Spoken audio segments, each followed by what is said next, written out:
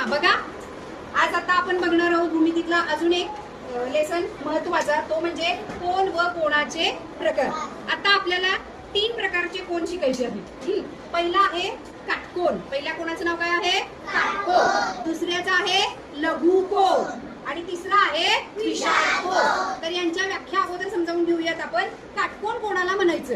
तर ज्या कोणाचं माप हे 90 अंश असतं, ज्या कोणाचं माप 90 अंश असतं त्याला म्हणायचं काटकोन. त्या कोणाला काय म्हणायचं? काटकोन. आता तुम्ही जर फळा बघितला तर इथं 90 अंशाचा कोन तयार होतो, याला आपण काय म्हणणार?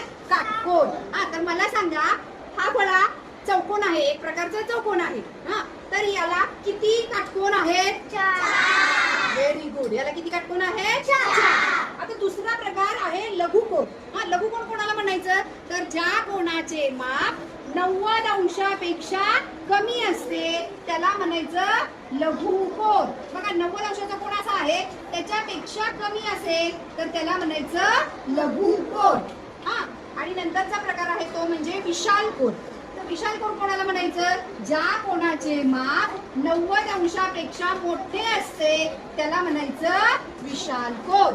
ओके, चला तर मग हाताच्या साह्याने आता आपण 3 कोनाचे प्रकार बघूयात. हा, पहिला कोन आहे तो म्हणजे काटकोन. चला हाताच्या द्वारे दाखवा तो, आणि माझ्यासोबत त्याची व्याख्या पण म्हणायची. ज्या कोणाचे माप 90 अंश असते त्या कोणाला काटकोन असे म्हणतात. आता दुसरा प्रकार आहे तो म्हणजे लघुकोन. हा, तुम्ही तो बनवायचा. ज्या कोणाचे माप काटकोनापेक्षा लहान असते, दाखवा तुम्ही, त्याला लघुकोन असे म्हणतात.